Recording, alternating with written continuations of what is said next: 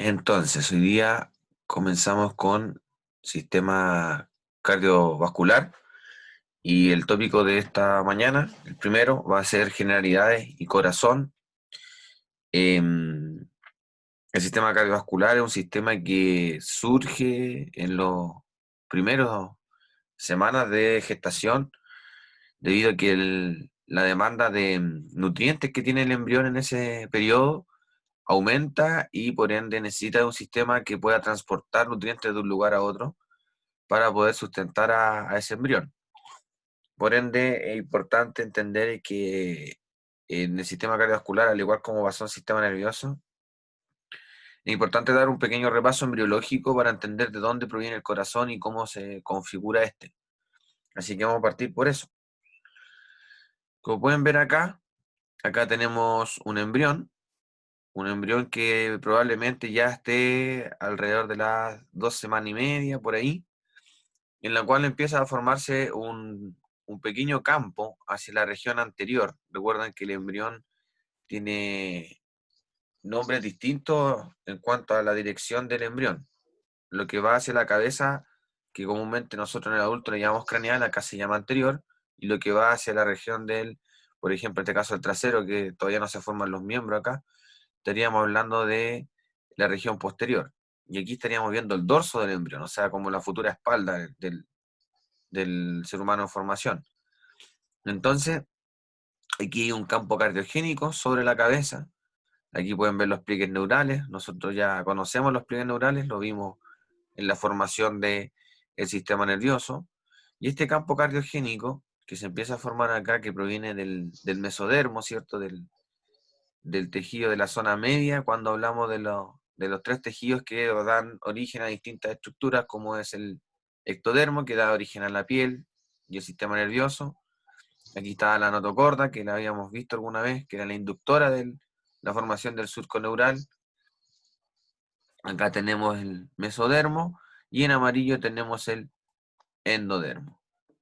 Entonces aquí empieza a aparecer un campo cardiogénico primario, muy primitivo, el cual empieza a desarrollarse para formar un tubo después a futuro, y ese tubo es el que se repliega y forma el corazón. Y como pueden ver, este campo cardiogénico empieza a formarse inmediatamente adentro de una cavidad que se llama la cavidad pericárdica y que está por sobre la cabeza, porque aquí se estaría formando la cabeza. ¿Qué sucede más adelante? A medida que el embrión va desarrollándose y va creciendo, como indica la flecha blanquita que está acá, este campo cardiogénico empieza a desarrollarse y a la vez también el sistema nervioso empieza a desarrollarse. Entonces eso conlleva a que esta cabeza que se empieza a desarrollar empieza a empujar al corazón que está sobre ella, o anterior en este caso de ella, hacia la región del tórax.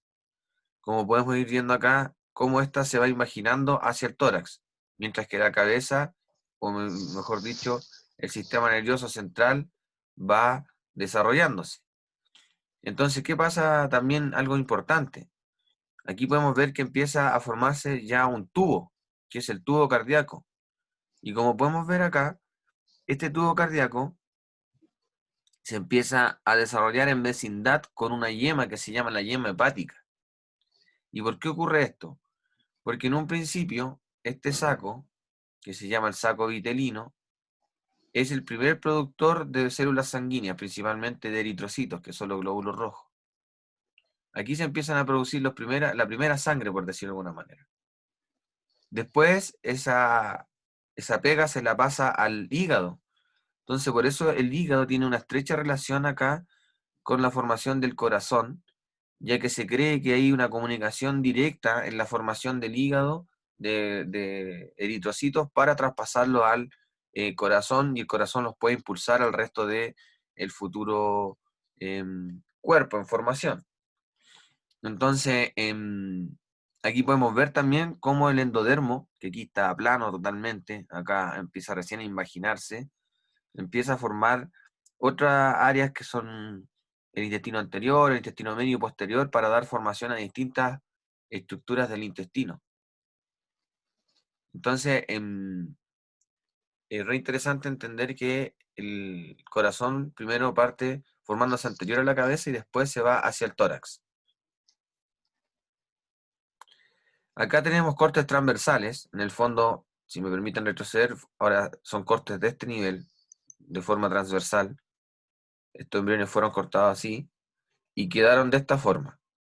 Entonces aquí nosotros podemos identificar cómo se va desarrollando estas células o cúmulos de células que son angiogénicas, que en el fondo angio significa en relación a los vasos sanguíneos y génica, a generar estos.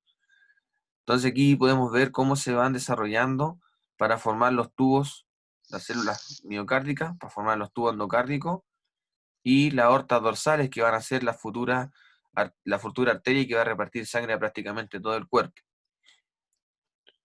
Después cuando pasamos a la etapa de que el embrión, como pueden ver, ya está prácticamente cerrado dentro de la cavidad amniótica, esta cavidad que lo envuelve en la cavidad amniótica, donde hay amnios, que es un líquido que permite envolver a este embrión. Podemos ver distintas estructuras, por ejemplo, acá vemos el tubo neural, por sobre él están las crestas neurales, que algún día las mencionamos, la notocorda, vemos las aortas dorsales, vemos el intestino primitivo, que en este caso es el intestino anterior, y vemos cómo el mesodermo envuelve también a este tubo endocárdico para dar origen a lo que en el futuro va a ser el miocardio. Y la cavidad pericárdica, que es lo que contiene a este corazón, que lo vamos a ver también más adelante en desarrollo. Entonces, partimos con un tubo, y este tubo endocárdico empieza a desarrollarse rápidamente, y como hay poco espacio, empieza a enrollarse en sí mismo. Entonces aquí vemos un polo venoso, que es donde va a llegar, en este caso todavía no es sangre propiamente tal, empieza a llegar líquido, plasma, y un tracto de salida, que es por donde va a salir la sangre como vía arterial. Aquí tenemos el campo cardiogénico secundario y aquí vemos el desarrollo del tubo neural. Entonces, dame un segundito. Dame un segundito, dame un segundito.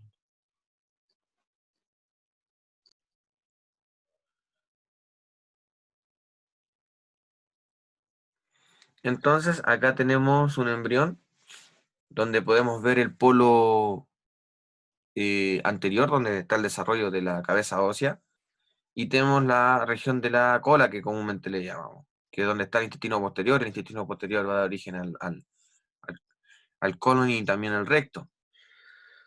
Aquí tenemos la cavidad pericárdica, que ya imaginó hacia la futura región torácica, dividida por un tabique transverso que después se llama el septo transverso, y es el futuro diafragma que va a dividir a la región torácica de la región abdominal.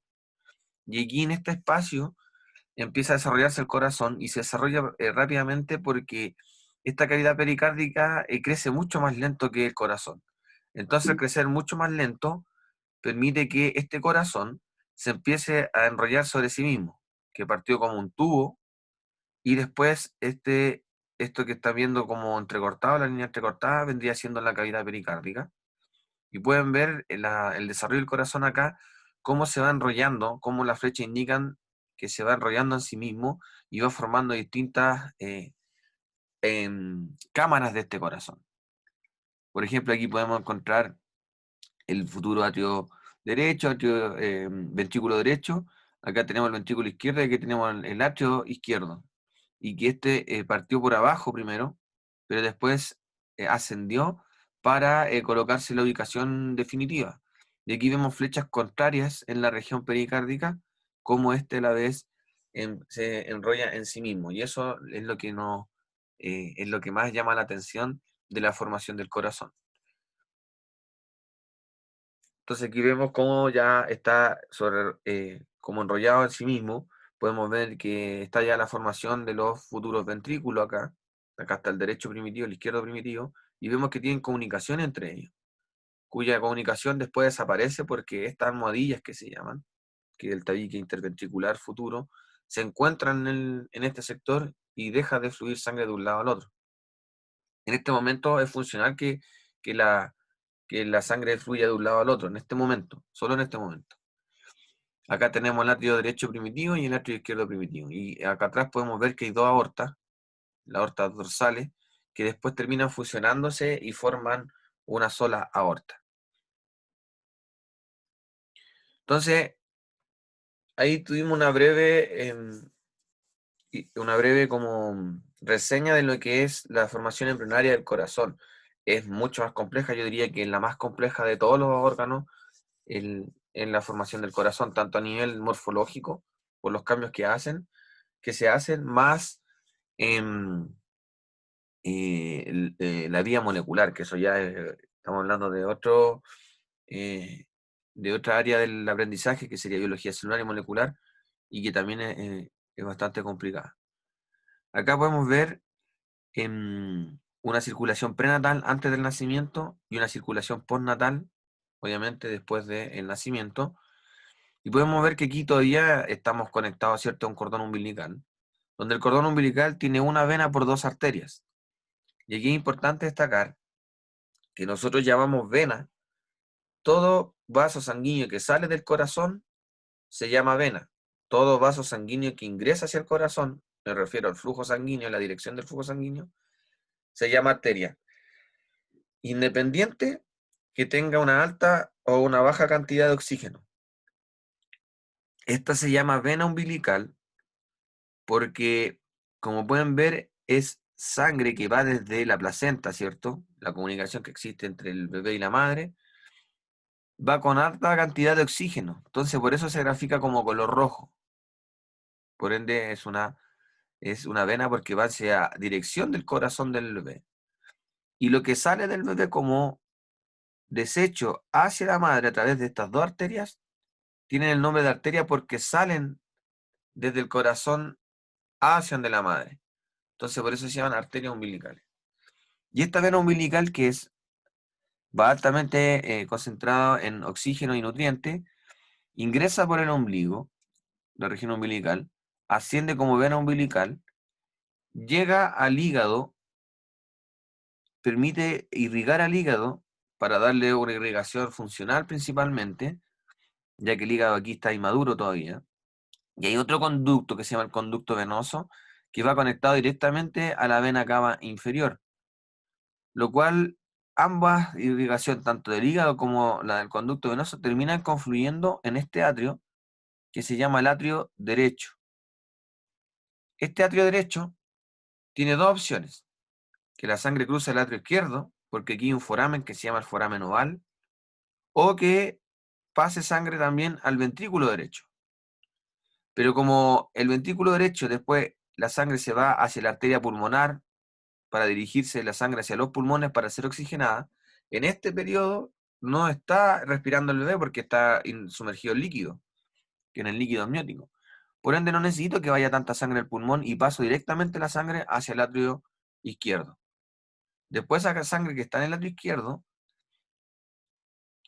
pasa al ventrículo izquierdo y pasa a la aorta. Y la aorta es la que se encarga de repartir la sangre a todo el cuerpo. Y por otro lado, la sangre que penetró el ventrículo derecho y se fue a la arteria pulmonar, vuelve a haber una conexión acá entre la arteria pulmonar y la aorta, que se llama el conducto arterioso, para de nuevamente algo de esa sangre enviarla nuevamente a la aorta y la aorta pueda seguir repartiendo sangre oxigenada y con nutrientes. Y la cantidad de sangre que llegue hacia los pulmones sea lo más mínima posible. Y eso se da porque el pulmón no está siendo funcional en ese instante, no está respirando el bebé. Entonces, la sangre que le llega al pulmón es más bien para que el pulmón empiece a ensayar este tipo de circulación más que se haga funcional como tal.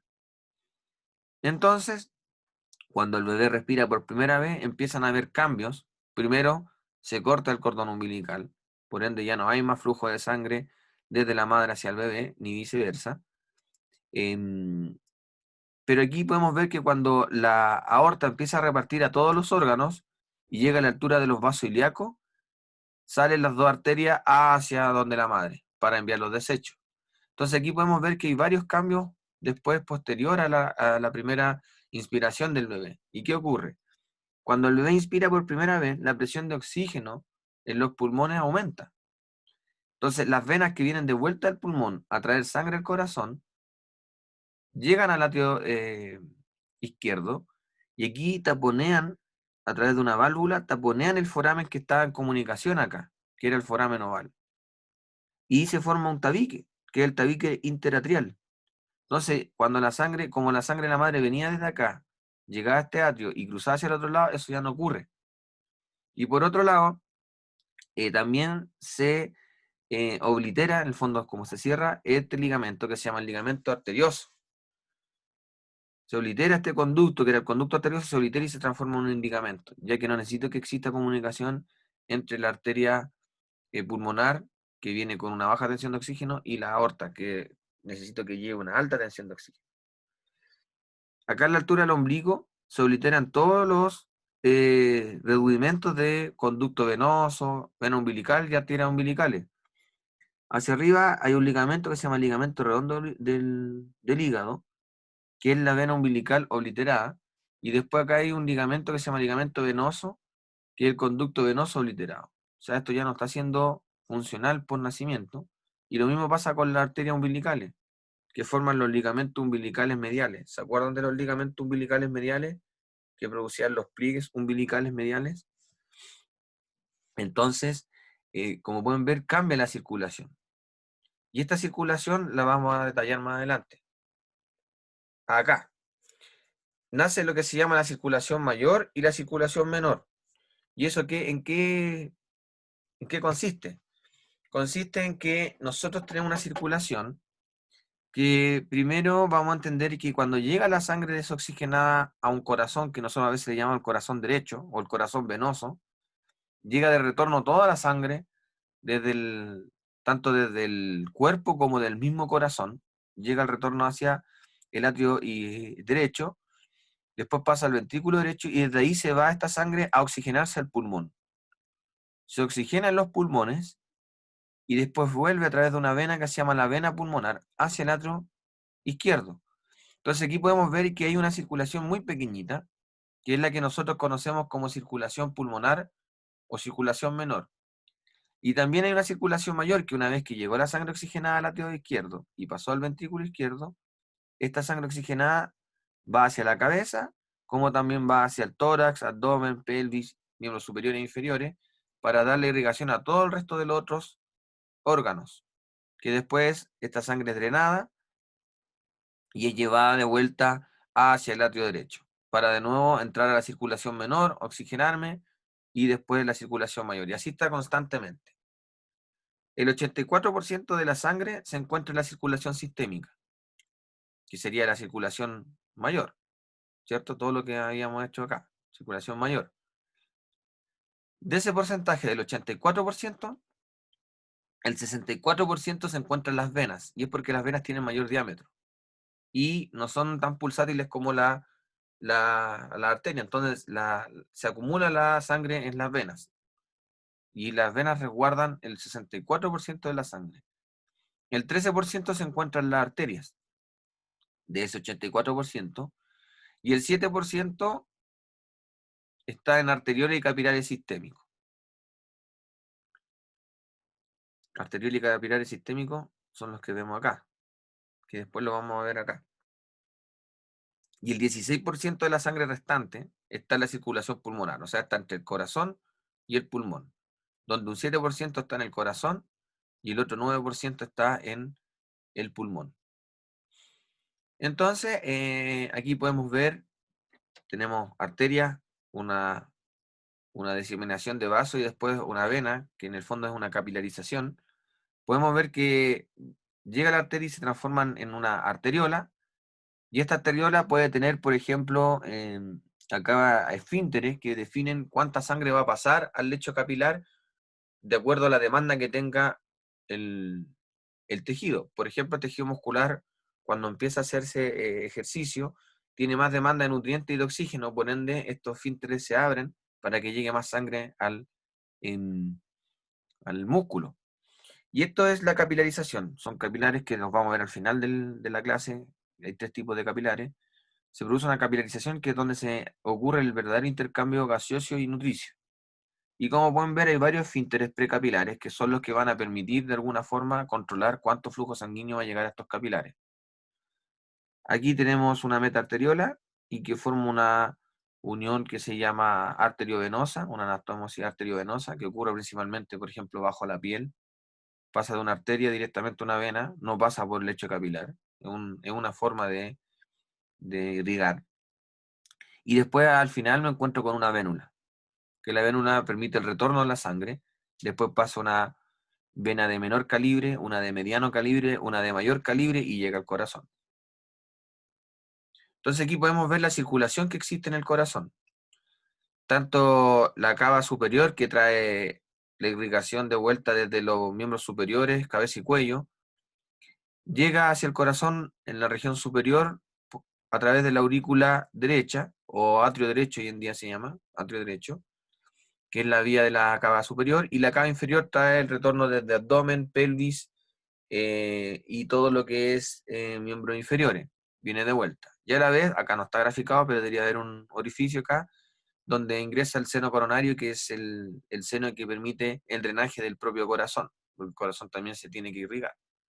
Llegando esta sangre al atrio derecho, pasa hacia el ventrículo izquierdo a través de una válvula que se llama tricúspide. Y esta sangre que ingresó al ventrículo derecho es impulsada por el corazón a través de esta válvula que se llama pulmonar, y se llama pulmonar porque esta sangre se va hacia los pulmones a través de la arteria pulmonar. Que esta arteria pulmonar se divide en una derecha y en una izquierda. Pulmón derecho, pulmón izquierdo. Una vez que se oxigena la sangre en el pulmón, vuelve a través de un par de venas, dos izquierdas y dos derechas, hacia el atrio izquierdo. O sea, esta sangre viene de vuelta oxigenada y pasa a través de la válvula mitral al ventrículo izquierdo, y del ventrículo izquierdo es impulsada a través de la válvula aórtica, ya que aquí se forma la aorta, hacia la arteria aorta, y la arteria aorta es la que se encarga de repartir a todos los órganos, en este caso miembros superiores y cabeza y cuello. Después este es parte de la aorta ascendente, el arco de la aorta, y después la aorta descendente, que tiene una porción torácica y abdominal. Entonces, como pueden ver, ese es el flujo sanguíneo, y aquí está muy esquemático con las flechas, entender cómo circula la sangre dentro del corazón. Y un detalle importante es que habíamos dicho que todo, como concepto, todo vaso que sale del corazón, de acuerdo a la dirección del flujo, es una arteria. Pero, profe, esta arteria es color como azul y siempre la arteria la grafican roja. Sí, es que dijimos que no tenía nada que ver la tensión de oxígeno. Lo que tiene que ver es la dirección del flujo. Todo vaso que saque sangre del corazón se va a llamar arteria. ¿Y qué pasa? Que esta se llama arteria pulmonar, pero va con baja tensión de oxígeno porque trae la sangre que viene de vuelta del sistema de la circulación sistémica. Entonces, por eso es de color azul y una sangre que va con baja tensión de oxígeno. Entonces, esta es una arteria que tiene una excepción, porque generalmente las arterias tienen una alta tensión de oxígeno. Y cuando vuelve a través de venas, que son las venas pulmonares, pero están graficadas con los rojos, que vienen con una alta tensión de oxígeno. Y eso pasa porque vienen desde el pulmón hacia el corazón, o sea, vienen de vuelta hacia el corazón. Por eso se llaman venas pulmonares. Pero aquí nuevamente sale una arteria que es de color rojo, que es la que va con alta tensión de oxígeno, y acá tenemos venas que van de color azul porque traen una baja tensión de oxígeno, o sea, traen la sangre de vuelta hacia el corazón. Eso es importante que lo sepan, es algo básico. ¿Y dónde está ubicado el corazón? El corazón está ubicado en un espacio que se llama el mediastino. Y el mediastino tiene límites. El límite superior del mediastino es la apertura superior de la cavidad torácica, o sea, a la altura de la primera costilla y la primera vértebra torácica, estaríamos hablando del límite superior del mediastino. De ahí hacia arriba, el cuello. Al inferior encontramos el músculo diafragma.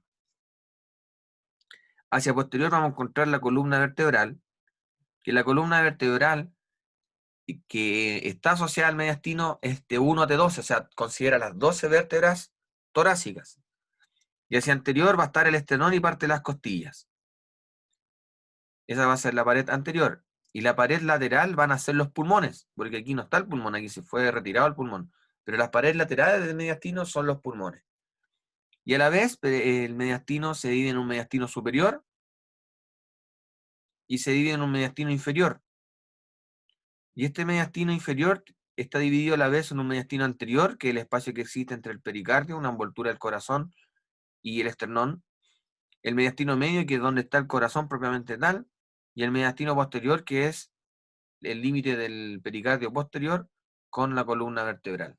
Entonces ahí está alojado el corazón, en el mediastino medio. Entonces aquí tenemos una gráfica que nos permite identificar mucho mejor el mediastino. Entonces acá nosotros tenemos el esternón, sale la primera costilla y va insertada AT1. Este sería el límite superior del mediastino. Y el límite inferior sería el diafragma. Y como pueden ver, el mediastino toma T1, T2, T3, T4, hasta T12. En la columna vertebral es el límite posterior. El límite anterior, el esternón. Y los límites laterales, los pulmones, que acá no están graficados. Entonces tenemos un mediastino superior. ¿Y cuál es el límite de división del mediastino superior con el inferior? Está entre el ángulo del esternón o a la altura de la vértebra T4. Y en T4 también se bifurca la tráquea, que es este conducto que vemos acá, que lo vamos a ver en el sistema respiratorio. Entonces puede hacer relación que de donde se bifurca la tráquea en los dos bronquios, a la vez también está la división del mediastino. Por ende, la tráquea se encuentra en el mediastino superior, mientras que los bronquios en el mediastino inferior. Entonces, este mediastino inferior, a la vez se divide en un mediastino anterior, aquí el espacio que existe entre el esternón y el pericardio anterior, el mediastino medio, que es donde está el corazón ubicado, y el mediastino posterior, que es el pericardio posterior hacia la columna vertebral. Todo esto es el mediastino posterior. Y pasan distintas estructuras dependiendo la visión sea derecha o izquierda.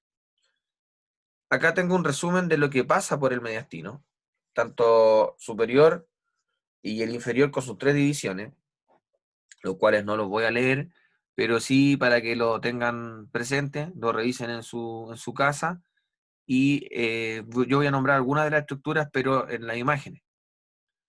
Por ejemplo, acá nosotros tenemos una visión lateral derecha del mediastino, donde podemos identificar principalmente el mediastino posterior. Y en el mediastino posterior, en una visión derecha, podemos encontrar, por ejemplo, una vena que trae el retorno de todas las venas intercostales hacia la cava superior, que después la cava superior llega al atrio derecho, que se llama la vena ácigos. Y es un sistema venoso que tiene por el nombre sistema venoso ácigos, que después lo vamos a ver con detalle cuando veamos circulación. Tenemos también parte de, por posterior tenemos las venas pulmonares, la parte de la arteria pulmonar, parte de los bronquios, también tenemos el esófago y tenemos el nervio vago que está envolviendo el esófago, y también los nervios esplácnicos que tienen que ver con la inervación de lo que está bajo el diafragma. Todo esto está en el mediastino posterior. En una visión izquierda podemos ver que en el mediastino posterior también está la aorta, y también podemos encontrar vena hemiácido accesoria, que tiene que ver con el drenaje también intercostal. Vemos el tronco simpático, vemos el nervio esplácnico mayor, vemos también un conducto amarillo, o sea, un conducto verde que se llama el conducto torácico, que tiene que ver con el sistema linfático, el esófago, etc. Hay varias estructuras que están en el mediastino posterior. Acá tenemos el mediastino medio, que es donde está ubicado el corazón, y podemos ver que hay vasos como los pericardiofrénicos y el nervio frénico descendiendo a la altura del mediastino medio. Y así sucesivamente podemos encontrar distintas estructuras. Por ejemplo, acá se retiró el corazón y vemos el mediastino posterior en su esplendor. Acá podemos ver la arteria pulmonar, las venas pulmonares, los bronquios, vemos primario derecho y primario izquierdo. Vemos el esófago envuelto en el nervio vago, la aorta, la vena ácigos, vemos el conducto torácico. Todo eso se encuentra alojado en el mediastino posterior. Y como pueden ver, aquí están las paredes laterales del mediastino, que es la cara interna del pulmón. Entonces este espacio se llama mediastino, y que está en la región media, de ahí su nombre. Aquí ya está el corazón, como pueden ver, y aquí estaríamos en el espacio del mediastino anterior, entre el pericardio y el esternón, que no está. Y este espacio sería el mediastino anterior, que en realidad no hay mucha estructura. Y acá vemos el mediastino superior, que hay una estructura que se llama el timo, que es donde se encuentra principalmente en los niños, que es donde maduran los linfocitos T, que son los linfocitos que nos permiten como a modo de orquesta, orquestar toda la defensa inmunitaria de tipo celular. Aquí fue retirado el pericardio y nos encontramos con el corazón, propiamente tal. O sea, aquí ya estaríamos en el mediastino medio. Ya nos encontramos con el corazón. Entonces aquí podemos ver la ubicación del corazón en el mediastino medio a través de una radiografía. La radiografía es un rayo que pasa a través del cuerpo y que es recepcionado por una placa al otro lado. Y mientras más denso sea la estructura, más blanco se va a ver. Y es porque de alguna u otra forma este rayo no cruzó hacia el otro lado o cruzó débilmente. Entonces queda el registro en color blanco. Cuando hay aire, por ejemplo, como ocurre con los pulmones, el rayo cruza hacia el otro lado y eso permite que se vea más oscuro. Entonces, por ejemplo, aquí vemos la cava superior, aquí vemos el atrio derecho, acá vemos la cava inferior, el ventrículo izquierdo, etcétera, y vemos la silueta cardíaca. Aquí vemos la arteria pulmonar, la silueta cardíaca, cómo está ubicado el corazón sobre el diafragma. Y acá vemos cómo está, a modo de caricatura y ejemplo, el corazón en la zona media del tórax. La pared del corazón está compuesta por varias capas. Vamos a ir de interno a externo, o de profundo a superficial, donde podemos encontrar primero una capa que se llama endocardio, que está compuesto principalmente por un endotelio liso, que es un epitelio, y un tejido conectivo que está más profundo que él. Entonces aquí podemos ver que esto es conocido como el endocardio. Después tenemos una gran capa que depende de la parte del corazón que nos encontremos, que es conocida como el miocardio, que es el músculo cardíaco propiamente tal. Y es conocido como el miocardio. Y por último, tenemos una capa que se llama el epicardio, que es la envoltura más externa del corazón, que también es conocida como pericardio visceral. ¿Y por qué se llama pericardio visceral? Porque también es un componente a la vez del pericardio. Y en el pericardio nosotros encontramos un pericardio fibroso y un pericardio seroso. El pericardio fibroso, como el nombre lo dice, es tejido colágeno que envuelve el corazón y de alguna otra forma lo protege para permitir que el corazón lata en ese espacio. Entonces, tenemos el pericardio fibroso, que acá no estaría como graficado, y muy apegadito al pericardio fibroso está el pericardio parietal, que es la misma unión que existe, por ejemplo, entre la dura madre y el aracnoide. Esas capas están muy íntimamente unidas envolviendo al cerebro. Acá pasa lo mismo, pero es el pericardio fibroso con el parietal, que el parietal pertenece al seroso. Entonces acá pueden ver, de alguna otra manera, que el pericardio parietal, que el que está acá, deja un espacio entre el epicardio, que sería el pericardio visceral. Y este espacio se conoce como el espacio pericárdico, y que es donde se produce un líquido, que es el líquido pericárdico, y que permite de alguna otra forma lubricar al corazón por fuera para que pueda latir en esta envoltura fibrosa y no se dañe. Entonces es una especie de lubricante que existe para que este órgano que está latiendo no se dañe.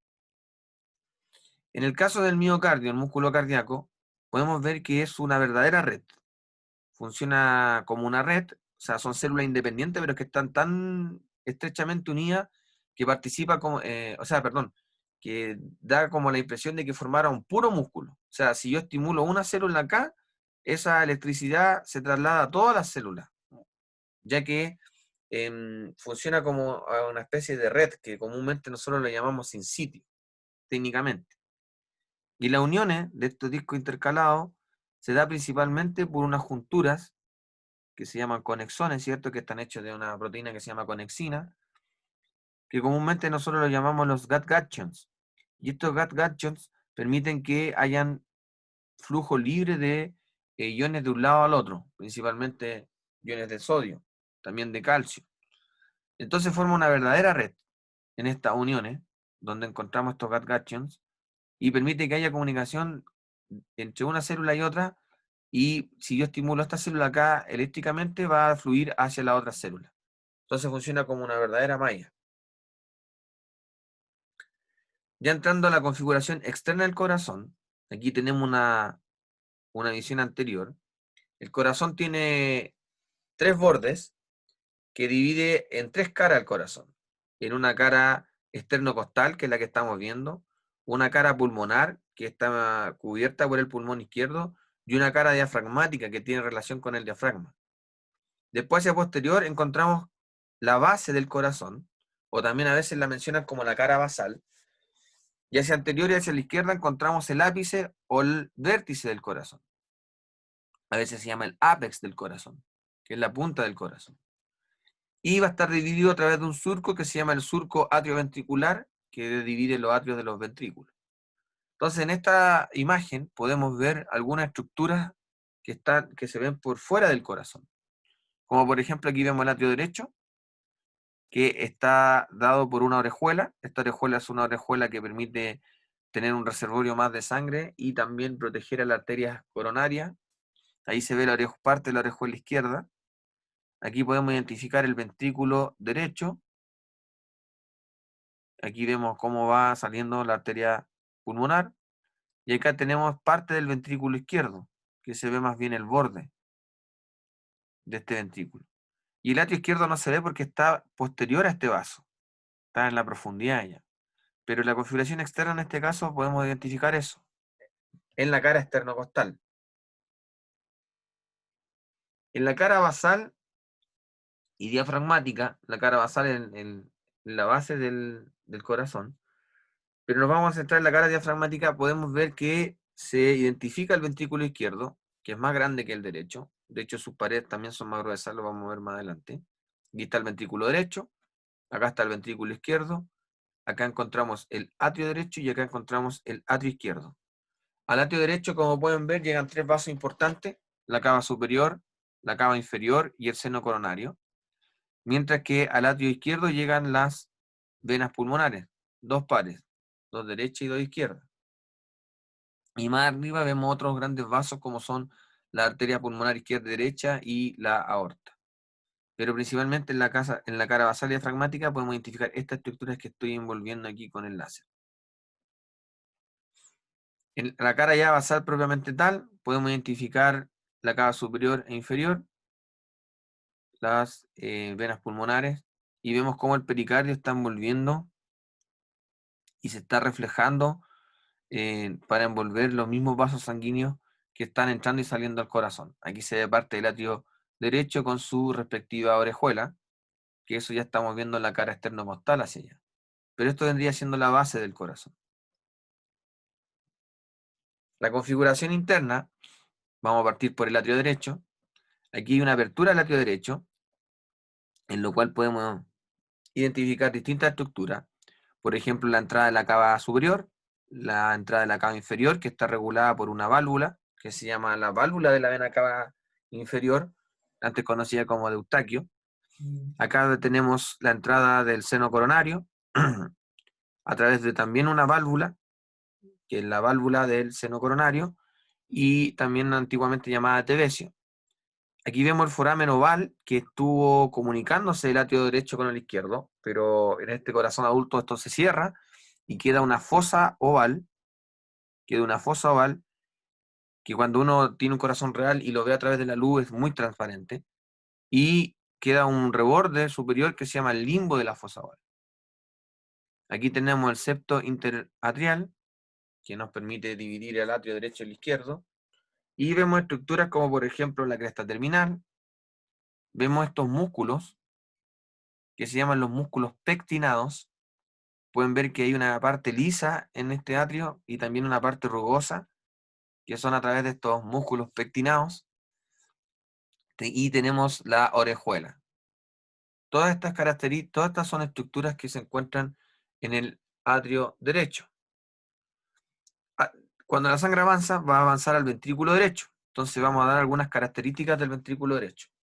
Primero, cuando la sangre pasa a través de una válvula que se llama la válvula tricúspide. Y esa válvula tricúspide está compuesta por valvas. Una valva anterior, una valva posterior y una valva septal. Y esta valva septal se llama septal porque está hacia el septo, que es una especie de pared que divide el ventrículo derecho del izquierdo. Por eso se llama valva septal. Y a partir de esta valva aparecen una especie de cuerdas que tienen por nombre como cuerdas tendinosas, que van unidas a los ápices de unos músculos que se llaman los músculos papilares, que como pueden ver derivan prácticamente de la pared de este, este ventrículo y que son parecidos a los músculos pectinados, así que no nos confundan. Los músculos pectinados están en el atrio, mientras que las trabéculas carnosas están en los ventrículos. Y estas trabéculas carnosas que estoy mencionando hay de 3 órdenes. Las de primer orden se llaman músculos papilares, que son los que están acá y permiten la unión de estas cuerdas tendinosas para la sujeción de esta válvula. Y eso es para que la válvula no se devuelva hacia la región atrial y la sangre que ingresó aquí se devuelva hacia el atrio. La sangre que está acá no se puede devolver hacia el atrio. Si se devuelve, produce lo que se llaman los soplos. Y las trabéculas carnosas, ya dijimos las de primer orden, que eran los músculos pectinados. Hay también de segundo orden, que es cuando tengo un punto de unión de una trabécula y punto de unión en otro lado, pero en la región media queda libre. Y esta se mueve como en el aire, por decirlo de alguna forma. Y por último están las de tercer orden, que son las que forman la pared del ventrículo propiamente tal, como se ve acá. Entonces hay 3 tipos de trabéculas carnosas. Aquí, por ejemplo, vemos otra trabécula que se llama septo marginal, que permite unir a músculos papilares hacia el septo interventricular. Y aquí vemos un músculo papilar anterior, aquí vemos un músculo papilar septal, acá vemos el músculo papilar posterior, que permite darle la sujeción a esta válvula. Después acá encontramos el cono arterioso, que es un punto de unión para dar origen a esta arteria, que es la arteria pulmonar, donde podemos encontrar esta válvula que se llama la válvula pulmonar, que tiene una valva anterior, una izquierda y otra derecha. Y eso principalmente es lo que podemos identificar en el ventrículo derecho. Y lo otro es la pared, que es bastante delgada. A lo más son 7 milímetros de grosor. Mientras que podemos ver acá el atrio izquierdo, que es bastante delgada su pared, es muy lisa su región medial. Aquí encontramos la válvula del foramen oval, que es la que permitió cerrar este foramen, que ya no es foramen, sino que una fosa. Y acá vemos la orejuela izquierda con algunos músculos pectinados. No tiene mayor detalle. Pero el ventrículo izquierdo sí tiene más detalle y se puede comparar con el derecho, primeramente en el grosor de su pared, ya que tiene que vencer la resistencia periférica, la resistencia que oponen las arterias hacia afuera para que avance la sangre. Entonces necesito tener un ventrículo más potente para enviar sangre a todo el cuerpo. Entonces por eso se desarrolla este ventrículo y se hipertrofia. Entonces su pared puede llegar incluso hasta el 1,5 cm, 15 milímetros de grosor. También tiene trabéculas carnosas al igual que el otro ventrículo y también va a tener músculos papilares. Acá podemos encontrar un septo membranoso que está dado principalmente por una porción interventricular y una atrioventricular. Y aquí está asociado hacia el superior una válvula que se llama la válvula aórtica. Como al otro lado está la pulmonar, acá está la aórtica, donde va a tener una valva izquierda, una valva derecha y una valva posterior. Y aquí debería estar la válvula tricúspide, que la vamos a ver en una imagen siguiente, como lo vemos acá. No es tricúspide, perdón, es la bicúspide. Tricúspide en el lado derecho. Y aquí está la bicúspide, donde encontramos una valva posterior y una valva anterior. Y están asociadas también a músculos papilares y ahí en el fondo se ven trabéculas carnosas. Tenemos un músculo papilar anterior que va a estar asociado a la válvula principalmente, a la valva, perdón, anterior, y un músculo papilar posterior que va a estar asociado principalmente también más hacia la valva posterior. Y es el sistema de sujeción que tiene para que estas valvas no se devuelvan. Para dar un ejemplo, en la forma que se podría devolver es como cuando uno mete la mano en la manga de un polerón y lo da vuelta. Eso es lo que no permite que ocurran estos músculos papilares con la valva, que se devuelvan hacia el ventrículo, perdón, hacia el atrio izquierdo en este caso. Aquí tenemos una visión superior donde podemos identificar las válvulas y valvas. La válvula es todo el componente que permite el traspaso de un lugar a otro. Y las válvulas y las valvas son las que componen a la válvula. Entonces aquí podemos ver que la válvula mitral tiene dos valvas, una valva anterior, una y una valva posterior. Y podemos identificar que la tricúspide tiene una valva anterior, una septal y una posterior. Entonces, podemos identificar que la válvula mitral tiene una anterior y una posterior. Entonces, por eso se llama bicúspide o mitral, mientras que la acá se llama tricúspide, porque tiene tres valvas. Y lo mismo pasa con las valvas, la válvula pulmonar y la válvula aórtica, donde podemos encontrar que la válvula pulmonar tiene una anterior, una izquierda y derecha, y la aorta tiene una posterior, una derecha y una izquierda. ¿Y cómo yo entiendo que esta situación? El tronco pulmonar, que está asociado a la válvula pulmonar, está hacia anterior. Entonces, si está hacia anterior, tiene una anterior, izquierda y derecha. Y como la aorta está hacia posterior, tiene una posterior, una derecha y una izquierda. Esa es la forma más fácil de aprenderlo. Y en el caso de las válvulas mayores, que sería la mitral y la tricúspide, ambas tienen una anterior y una posterior. Anterior y posterior, pero a la tricúspide se le suma una septal. Y septal porque está asociada al septo. Y otro ejemplo que podemos ver acá, que mientras estas de acá están abiertas, estamos en una diástole cardíaca, cuando el corazón está relajado, las de acá se cierran, porque si no la sangre que ingresa acá saldría inmediatamente hacia el pulmón y la circulación sistémica. Y después pasa lo contrario. Cuando estas se cierran, ahí están claramente la anterior y la posterior muy marcadas, y aquí está la anterior, posterior y la septal. Se abren las válvulas semilunares. Se abren estas válvulas y permite que la sangre se proyecte hacia el pulmón y hacia el resto del cuerpo. Entonces, mientras unas están abiertas, las otras están cerradas. Y esto es lo que permite los ruidos cardíacos. Porque, por ejemplo, aquí se llena este ventrículo y cuando este ventrículo se llenó, las valvas se cierran, como ocurre acá, y la sangre se quiere devolver. Y como se quiere devolver, choca con estas válvulas y produce el ruido cardíaco. Y eso pasa con todas las válvulas. Después vamos a ver más adelante. Aquí vemos las válvulas, cómo se unen a la pared del corazón. Podemos ver los músculos papilares, en este caso el anterior, aquí está cortado, cómo es el punto de unión con las cuerdas tendinosas y le da la sujeción a estas valvas, que en el fondo podemos ver que son los componentes de la válvula mitral. Y aquí tenemos la válvula tricúspide con músculo papilar posterior, aquí tenemos músculo papilar septal y acá tenemos el músculo papilar anterior. Y podemos ver cómo permiten darle la sujeción a estas válvulas, a estas valvas que conforman la válvula.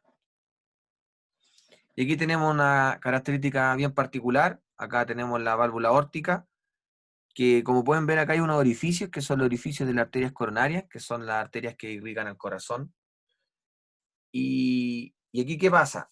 Como en el ventrículo hay harta tensión, hay un aumento de presión bastante importante, hasta 120 mm de Hg.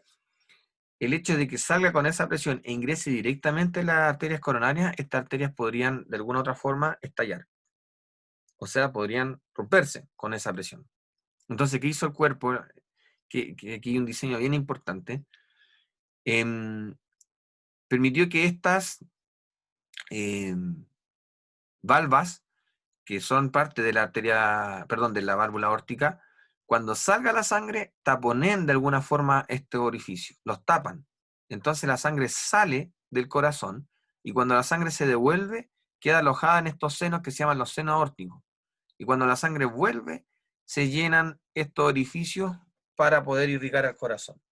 Entonces es un modo de protección para que estas arterias coronarias no estallen en el periodo de sístole ventricular. Acá vemos el esqueleto fibroso del corazón, que el esqueleto fibroso es un componente donde van a ir sujetas estas válvulas. Como podemos ver aquí un esqueleto que está rodeando a la válvula atrioventricular izquierda, que es la bicúspide, y el atrioventricular derecha, que es la tricúspide. Entonces aquí podemos ver anterior, posterior y la septal, tricúspide, bicúspide, anterior y posterior nomás. Y este esqueleto fibroso se llama fibroso porque en el fondo es fibras de colágeno que permiten como formar un pseudoesqueleto, que es como una especie de ligamento, por decirlo de alguna manera, que nos permite darle la posición y la sujeción a estas válvulas. Estos esqueletos, por ejemplo, en otros animales como los bovinos, son hechos de hueso. Es un verdadero hueso lo que está en el centro del corazón. En este caso es un esqueleto fibroso y el fibro no es hueso propiamente tal, sino que es más bien tejido colágeno. Entonces aquí permite el anclaje de cada una de las válvulas del corazón. Y va a tener unas situaciones mucho más gruesas como ocurre con el trígono izquierdo y con el trígono derecho. Aquí tenemos un corazón cortado como parecía un corte frontal, como vemos acá, donde podemos identificar las 4 cámaras. Aquí vemos el atrio izquierdo, aquí vemos parte del atrio derecho, el ventrículo derecho, que su pared es bastante delgada, versus el ventrículo derecho, claro que su pared es bastante delgada, versus el ventrículo izquierdo, que su pared es mucho más gruesa. Aquí vemos los músculos papilares.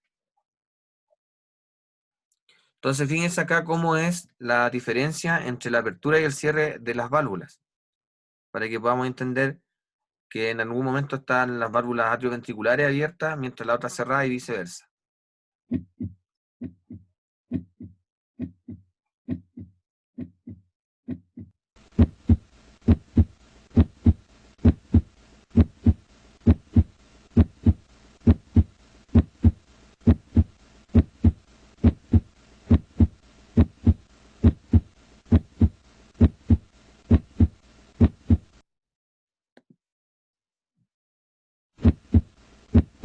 Vamos a repetir para que quede más claro. Fíjense cómo las atrioventriculares se abren y las otras están cerradas y se van alternando.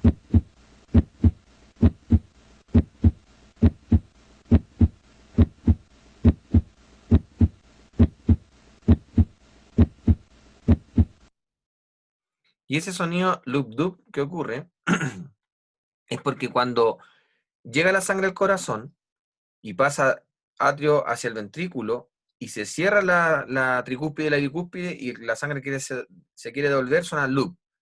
Y después cuando la sangre sale del corazón y quiere devolverse y choca con las semilunares, suena el dup. Entonces por eso suena loop, dup, loop, dup. Pero en el fondo son 4 ruidos cardíacos, pero uno a simple oído siente 2.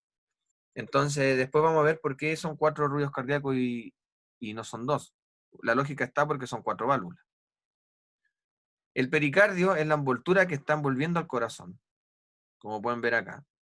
Está envolviendo al corazón y aquí podemos ver el pericardio fibroso, que permite darle el espacio al corazón para que pueda latir libremente. Y aquí podemos ver cómo este pericardio fue removido para mostrar el espacio pericárdico que está lleno de líquido y que permite lubricar al corazón por fuera para que pueda latir en este espacio. Y aquí vemos 2 espacios pequeñitos que forman lo que se llaman los senos transversos y oblicuos, que lo podemos ver mucho mejor acá. Acá se ve el seno transverso, como pueden ver está entre la vena cava superior, la aorta y el tronco pulmonar. Es un espacio que queda acá entre el pericardio seroso y fibroso. Y acá tenemos otro seno que se llama el seno oblicuo del pericardio, que está asociado por el repliegue del pericardio o el reflejo que ocurre del pericardio con el esófago. El esófago tiene relación con el corazón hacia posterior, sobre todo con el atrio izquierdo. Aquí vemos las venas pulmonares y vemos cómo el pericardio también envuelve cada una de las vasos sanguíneos que están saliendo y entrando al corazón. Y este es el espacio donde está ubicado el corazón, que sería el mediastino medio, que permite de alguna otra forma latir tranquilamente el corazón en ese espacio. Aquí está la inervación del pericardio, lo pueden revisar también en su casa. Tanto el fibroso como el parietal tienen la misma inervación a través de los nervios frénicos, vagos y el sistema nervioso simpático. Y el pericardio seroso, como pueden ver, está inervado por un plexo autonómico subpericárdico. La vascularización del corazón está dado por arteria y vena al igual que cualquier otro órgano. La diferencia está en que una vez que sale la aorta desde el corazón, al primero que irrigas al corazón, a través de cuando yo pregunte cuáles son las dos primeras ramas de la aorta, son las arterias coronarias. Y hay un dicho que dice la caridad empieza por casa, y eso significa que el corazón que nos mantiene con sangre a todo el sistema para poder sobrevivir, al primero que se irriga es a él, porque si él no funciona, el resto no va a funcionar. Entonces nunca se olviden de eso, de ese dicho que la caridad empieza por casa y es aplicable incluso en la vida cotidiana. Entonces, vemos que acá sale la aorta y podemos trasladar, o sea, no podemos trasladar, da origen a una arteria coronaria derecha y una arteria coronaria izquierda. Como podemos identificar acá, la arteria coronaria derecha rodea el corazón a través de un surco que se llama el surco atrioventricular. Es un surco. Y este surco, de alguna otra manera, permite que se desplace esta arteria y vaya dando distintas ramas. Por ejemplo, acá una rama que se llama la rama atrial o auricular de la arteria coronaria derecha, la cual va a dar irrigación al atrio derecho y también al atrio izquierdo. Y a partir de ella aparece una rama que se llama la rama del nódulo sinoatrial o sinusal, que después vamos a ver que es donde parten los impulsos eléctricos para que el corazón pueda latir. Después, más hacia lateral, aparece la rama marginal derecha, que le da la irrigación por el costado al corazón, y después da una vuelta y va a dar una arteria que vamos a ver en otra imagen. En el caso de la coronaria izquierda, sale desde la aorta y se bifurca, se divide en dos, dando origen a una arteria que se llama rama interventricular anterior, y como pueden ver va a estar principalmente irrigando al ventrículo izquierdo y al tabique que divide el ventrículo derecho y el izquierdo. Por eso aquí salen unas ramas que se llaman ramas septales interventriculares, que irrigan los 2/3 de ese septo. Y está la rama circunfleja, que se da la vuelta por el mismo surco que estaba acá, que es el atrioventricular, pero en este caso el surco atrioventricular derecho. Y se da la vuelta para dirigirse hacia posterior y dan irrigación principalmente al ventrículo izquierdo. Después acá podemos ver que aparece una rama que se llama la rama marginal izquierda, que está dando irrigación al borde izquierdo del corazón. Y aquí podemos ver algunas venas que permiten drenar al corazón, como las venas cardíacas anteriores, la vena cardíaca menor. Acá vemos la vena cardíaca mayor, que después se transforma en la vena cardíaca magna. Y que la podemos identificar acá mucho mejor las venas. Pero primero vamos a hablar de la arteria. Esta coronaria derecha, que dio origen a la rama marginal derecha, llega hasta la región más posterior, dando origen a una rama que se llama interventricular posterior, que va en un surco que se llama interventricular. Y también da ramas para irrigar parte del ventrículo izquierdo. Y como pueden ver, también irriga al atrio izquierdo y atrio derecho. O sea, la coronaria derecha se preocupa de 3 cámaras principalmente de irrigar, los dos atrios y el ventrículo derecho. Mientras que la coronaria izquierda se preocupa principalmente del ventrículo izquierdo, porque es más grueso, tiene más músculo. Entonces, esta arteria tiene mayor calibre. Y aquí podemos ver la rama circunfleja y también la rama marginal, que ya la habíamos mencionado, pero en el caso de la coronaria izquierda. Aquí aparecen otras venas, por ejemplo, la vena posterior del ventrículo izquierdo. Aquí vemos la vena oblicua del atrio. Aquí vemos la vena cardíaca magna. Aquí vemos la vena cardíaca menor, rodeando el mismo surco que rodea la arteria coronaria derecha. Y la vena cardíaca media, que todas van a confluir en un seno que se llama el seno coronario. Y este seno coronario va a drenar hacia el sistema del atrio derecho, para de vuelta ir a oxigenarse hacia la circulación menor. Entonces, como pueden ver, el corazón tiene esa particularidad de irrigarse y drenarse a él mismo. Acá vamos a ir viendo algunas imágenes rápidamente, aquí para que lo puedan ver en la casa, cómo se distribuye cada una de las arterias. Por ejemplo, aquí tenemos la arteria coronaria derecha y podemos ver su distribución con las distintas ramas que debería aprenderme. Rama marginal, ¿cierto? Acá vemos ramas para el dorso del ventrículo izquierdo. Acá vemos la rama del nódulo sinoatrial, etc. Lo mismo pasa acá con la derecha, vemos cómo rodea el surco atrioventricular y cómo van dando sus distintas ramas y van mencionándolas. Esto me sirve de alguna manera para aprenderme esas ramas y hacia dónde se dirigen. Acá podemos ver la izquierda, cómo se divide en la rama interventricular anterior y la circunfleja, y cómo la circunfleja va a rodear el corazón para darle irrigación principalmente aquí al ventrículo izquierdo. Como pueden ver, la coronaria izquierda se preocupa principalmente del ventrículo izquierdo. Acá tenemos por transparencia cómo esta rama coronaria izquierda se divide y va dando irrigación, incluso da irrigación al ápex del corazón. El sistema citoconductor es un sistema que nos permite, de alguna otra forma, permitir que el corazón lata por sí solo. El sistema nervioso autónomo lo único que hace es que el corazón lata más rápido o más lento, que es lo que se conoce como taquicardia y bradicardia. Pero acá podemos ver que el nódulo sinoatrial es quien dirige, que es el modo de marcapaso natural que tenemos asociado a la vena cava superior, en la base de ella, está este nódulo que permite impulsar, generar los propios pulsos para después ser enviado a través de los atrios hacia otro nódulo, que es el nódulo atrioventricular, y esa información eléctrica pasa a través de un fascículo que se llama el fascículo atrioventricular, antes conocido como el fascículo, el haz de His, y después se deriva a una rama derecha y a una rama izquierda. Como pueden ver, la rama derecha es bastante delgada, ya que la musculatura del ventrículo izquierdo es menor que la del ventrículo derecho es menor que la del izquierdo, y después se divide en fibras que se llaman las fibras de Purkinje, que van a estar de alguna u otra forma enviando el impulso eléctrico hacia la pared del ventrículo derecho. En cambio, en el lado izquierdo, la rama izquierda es mucho más gruesa, y es porque el hecho de que este ventrículo es mucho más grueso, tiene mucha más musculatura, por ende esa rama se engruesa, cruza el septo para ser enviada hacia el ventrículo izquierdo, y después se divide en estas ramas subendocárdicas conocidas como de Purkinje, y también inervan musculatura que es asociada a los músculos papilares. Entonces, ¿qué ocurre con el impulso? Pasa lo siguiente.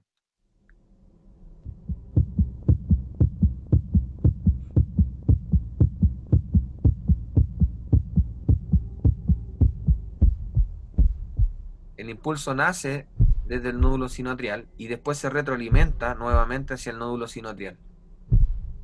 Y eso es lo que se conoce como el marcapaso natural.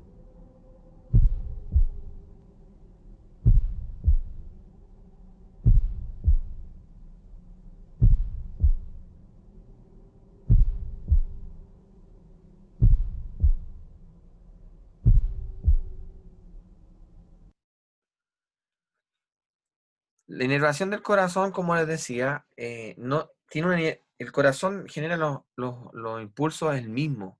Si yo me pusiera malo y sacara un corazón de una persona viva, así directamente lo saco, el corazón va a seguir latiendo por un par de minutos afuera, hasta que obviamente queda sin nutriente y deja latir. Pero el corazón genera sus propios impulsos. Lo que hace el sistema nervioso autónomo es que lata más rápido o más lento, o sea, aumenta la frecuencia cardíaca o la disminuye. Y el sistema, por ejemplo, de simpático permite que aumente, ¿cierto? La frecuencia cardíaca, y el sistema parasimpático permite que disminuya. ¿Quién tiene el sistema parasimpático del corazón? El nervio vago. Y aquí vemos cómo desciende el nervio vago por cada lado y termina formando un plexo junto al sistema simpático que se llama el plexo cardíaco. Y a partir de este plexo cardíaco hay una distribución de nervios sobre el corazón, incluso las arterias, porque tienen que regular que se dilaten o se contraigan. Y eso permite que estas arterias puedan de alguna u otra forma vasodilatarse o vasocontraerse de acuerdo a las necesidades del corazón. Y acá tenemos el tronco simpático, que nos permite aumentar la frecuencia cardíaca al corazón. Entonces, en la siguiente imagen podemos ver los dos tipos de inervación. A partir de T1 a T5 podemos ver que sale el sistema simpático, llega a los ganglios que están en el tronco simpático, y de aquí esa inervación sale a través de una segunda neurona para ir a conformar el plexo cardíaco de forma simpática. Y el vago también a la vez permite que salgan axones hacia este plexo cardíaco dando la inervación hacia el corazón para que se produzca la bradicardia. Entonces, para entender este esquema, principalmente me tengo que ir a los simbolismos que están acá abajo y puedo empezar con una neurona y ver el recorrido que tiene para poder darle la inervación respectiva hacia el corazón. Entonces, aquí lo primordialmente que tenemos que manejar es que el simpático, por un lado, permite aumentar la frecuencia cardíaca y el parasimpático permite disminuirla. El simpático, ¿de dónde emerge?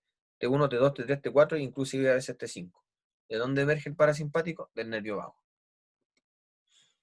Aquí tenemos las áreas precordiales de ocultación, que se lo había mencionado. Aquí podemos identificar los ruidos cardíacos. Yo tomo el estetoscopio y tengo que colocarlo en estos lugares específicos para escuchar cada uno de los ruidos cardíacos. Por ejemplo, acá tenemos el área en el segundo espacio intercostal, en el borde external, para identificar la válvula aórtica. Si cruzo hacia el frente, puedo encontrar el área para la válvula pulmonar. Si me voy a la región más bien lateral del cuarto espacio intercostal, puedo encontrar el área para la tricúspide. Y si me voy al quinto espacio intercostal, justo en la línea medio clavicular, puedo encontrar el área para identificar la válvula mitral. Entonces aquí se proyectan los sonidos. Y como les decía, hay 4 sonidos, pero uno comúnmente a simple oído uno puede escuchar el loop. Rápidamente vamos a ver la histología de los vasos sanguíneos, cómo se configuran los vasos sanguíneos, ya terminando prácticamente.